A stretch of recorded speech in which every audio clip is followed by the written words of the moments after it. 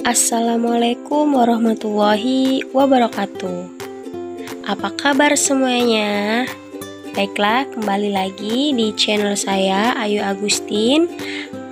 Dalam kesempatan kali ini kita akan belajar mata pelajaran PPKN untuk kelas 7. Nah, kemarin kita sudah menyelesaikan materi dan telah melakukan penilaian harian untuk bab 1. Sekarang kita lanjut di bab 2, yaitu mengenai norma-norma dalam kehidupan bermasyarakat. Nah, silakan dibuka di halaman 35, 36.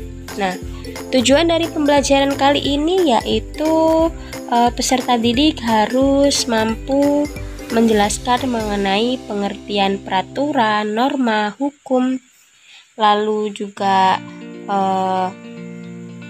mengetahui apa itu norma, kebiasaan, adat istiadat, peraturan yang berlaku dalam kehidupan bermasyarakat, lalu hakikat dan arti penting bagi warga negara, dan menganalisis peraturan yang ada di lingkungan masing-masing. Oke, kita mulai belajar. Sebelumnya kita berdoa dulu, semoga ilmu yang akan kita pelajari hari ini dapat diserap, dapat lebih mudah untuk dipahami. Baiklah, bismillahirrahmanirrahim. Oke, yang A, norma-norma dalam kehidupan bermasyarakat. Nah, manusia ini adalah makhluk individu dan makhluk sosial. Dan sebagai makhluk individu, setiap manusia harus mempunyai hak-hak pribadi, kepentingan pribadi, dan kebutuhan pribadi. Bahkan, manusia satu dengan yang lainnya ini memiliki kemampuan dan ciri-ciri yang berbeda-beda. Seperti misalnya bakatnya, minat, sifat. Nah, itu berbeda-beda pastinya. Ada juga misalkan contoh fisiknya. Ada yang mungkin bentuk muka, bentuk rambut, warna kulit, dan sebagainya. Oke, kita lanjut.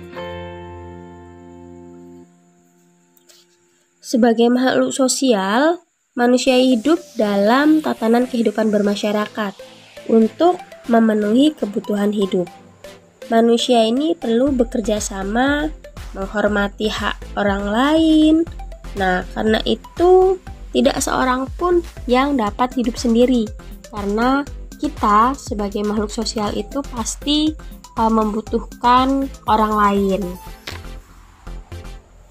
Nah, sejak dilahirkan manusia telah mempunyai dua hasrat. Pada dasarnya telah mempunyai dua hasrat, yaitu keinginan untuk menjadi satu dengan manusia lain di sekelilingnya, yaitu masyarakat.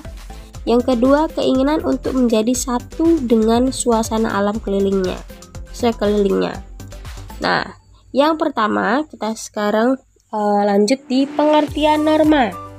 Apa itu norma? Nah, menurut KBBI atau Kamus Besar Bahasa Indonesia, norma mempunyai dua arti, yaitu aturan atau ketentuan yang mengikat warga kelompok dalam masyarakat dan dapat digunakan sebagai panduan, tatanan, dan pengendali tingkah laku yang sesuai yang nantinya akan diterima oleh masyarakat.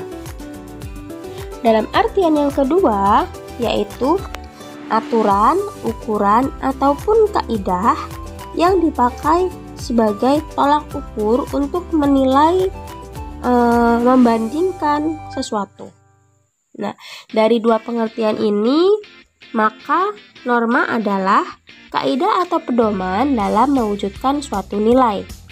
Nah, kaidah atau pedoman ini biasanya berwujud perintah ataupun larangan.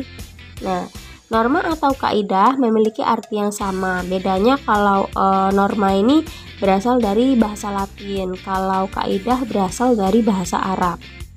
Norma juga harus dipatuhi oleh seseorang dalam hubungan dengan sesamanya ataupun dengan lingkungannya. Dalam perkembangannya, norma diartikan sebagai suatu ukuran atau pedoman bagi seseorang dalam bertindak ataupun bertingkah laku di dalam masyarakat. Oke, yang selanjutnya tujuan dan fungsi norma.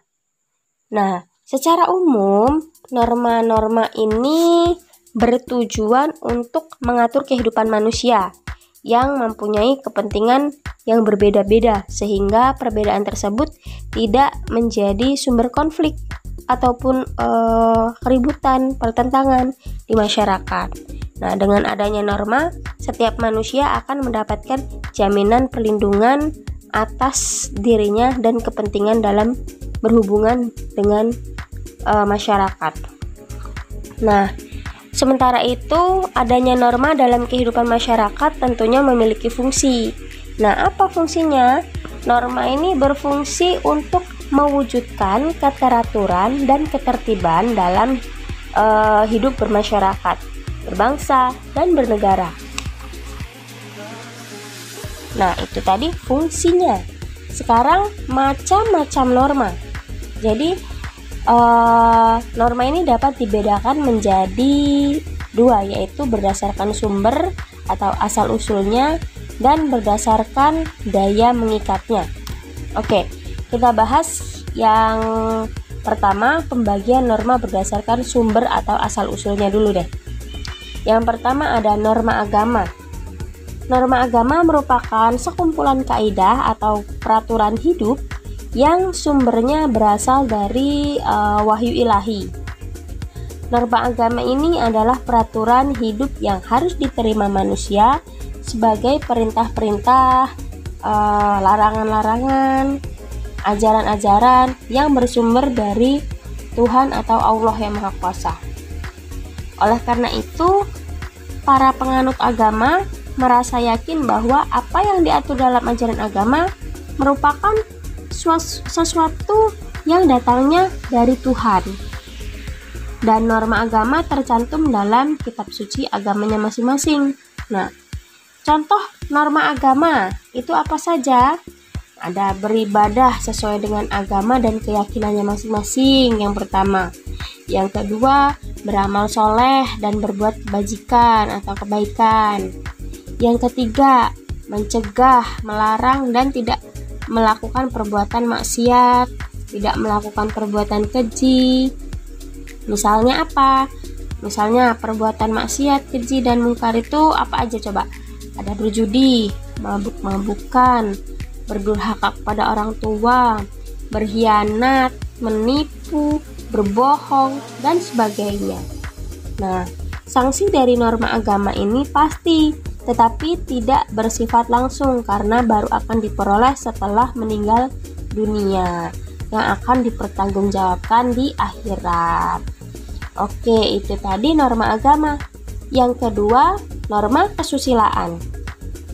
Norma kesusilaan adalah norma atau ketentuan yang bersumber dari hati nurani manusia mengenai apa yang dianggap baik atau tidak baik. Oleh karena itu, para ahli mengatakan bahwa norma ini merupakan norma yang dijadikan pedoman bersikap dan berperilaku. Contohnya, berbuat jujur, baik terhadap sesama manusia, tidak berbohong, dan berkata yang benar. Nah, itu contoh dari norma kesusilaan. Pelanggarannya, kalau misalkan kita melanggar, kita akan mendapatkan sanksi. Nah, berupa apa? Biasanya karena ini merupakan terkait dengan perasaan hati nurani seseorang, maka yang merasakan ya diri kita sendiri juga, seperti merasa bersalah, menyesal, malu, dan sebagainya. Nah, contoh norma kesusilaan, kita harus berkata jujur, lalu berperilaku adil terhadap sesama, menghormati dan menghargai orang lain, berbuat baik terhadap sesama manusia, lalu dilarang membunuh. Yang ketiga, ada norma kesopanan. Norma kesopanan ini merupakan peraturan hidup yang bersumber dari tata pergaulan masyarakat tentang etika atau sopan santun. Dan tata krama dalam masyarakat tidak berlaku bagi seluruh masyarakat di dunia, melainkan bersifat khusus ataupun di daerah-daerah tertentu. Karena norma kesopanan dijadikan pedoman bagi sebagian besar orang-orang Indonesia dan dipertahankan dalam pergaulan hidup sehari-hari, baik itu di kota ataupun di desa. Contoh dari norma kesopanan itu apa aja? Yang pertama, menghargai orang yang lebih tua. Lalu menerima sesuatu selalu menggunakan tangan kanan. Nah, tidak boleh berkata kotor, kasar, dan juga tidak boleh sombong. Lalu tidak meludah di sembarang tempat. Yang keempat, norma hukum. Norma hukum adalah norma atau aturan yang bersumber dari pemerintah atau negara. Norma hukum dibuat oleh pejabat pemerintah yang berwenang dengan tertulis dan sistematika. Pelanggaran terhadap norma hukum akan dikenakan sanksi berupa denda ataupun penjara. Contoh norma hukum yang harus kita lakukan adalah kita harus tertib, harus sesuai dengan prosedur, lalu dilarang mencuri, merampok, membunuh, dan sebagainya. Karena kalau kita melakukan ini semua akan ditindaklanjuti oleh aparat penegak hukum dan diproses melalui persidangan ataupun pengadilan. Oke, yang selanjutnya yang B ya, sekarang pembagian norma berdasarkan daya mengikatnya. Yang pertama ada cara atau usage, yaitu norma yang paling lemah daya mengikatnya. Cara atau usage lebih menonjol dalam hubungan antar individu. Orang-orang yang melanggarnya paling akan mendapat cemoohan, ejekan. Nah, ya seperti itu. Contohnya apa? Ketika selesai makan, seseorang bersendawa atau mengeluarkan bunyi sebagai tanda kekenyangan. Nah, tindakan tersebut dianggap tidak sopan, akibatnya orang tersebut akan mendapat ejekan, kayak misalnya ya Allah gitu. Kayak apa ya? Orang-orang itu kayak gak sopan tahu gitu. Jadi ejekannya itu atau cemoohannya itu langsung. Oke, yang kedua, kebiasaan. Nah, kebiasaan merupakan tindakan yang berkadar moral kurang penting. Bila orang tidak melakukannya, maka akan dianggap sebagai satu penyimpangan terhadap kebiasaan umum di dalam masyarakat. Dan setiap perilaku yang menyimpang dari yang umum selalu menganggap gosip atau tertawaan orang lain, namun tidak dihukum atau dipenjara. Contohnya apa saja? Jika mau masuk rumah, jika kita bertamu, itu harus mengucapkan salam, mengetuk pintu, dan menghormati orang yang lebih tua. Nah, itu merupakan kebiasaan-kebiasaan yang kadang tidak dianggap terlalu penting, tetapi itu merupakan kebiasaan yang umum. Jadi kita harus tahu tentang nilai kesopanan.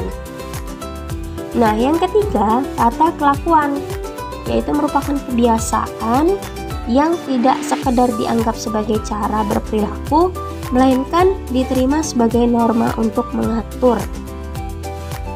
Yang selanjutnya, adat istiadat. Adat istiadat merupakan aturan yang sudah menjadi tata kelakuan dalam masyarakat yang sifatnya kekal serta memiliki keterpaduan yang tinggi dengan pola perilaku masyarakat.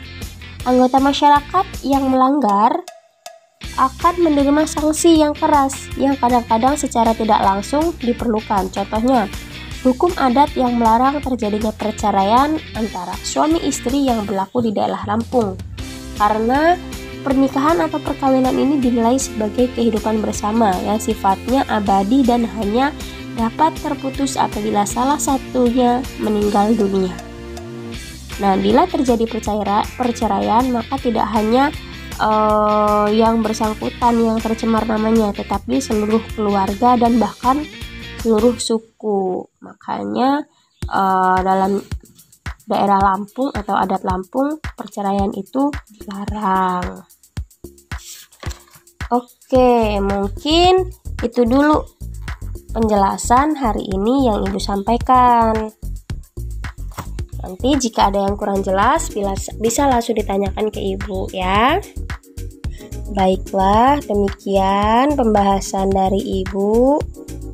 Sebelumnya kita ucapkan alhamdulillahirrabbilalamin. Semoga apa yang kita dapatkan hari ini dapat bermanfaat buat kita semuanya.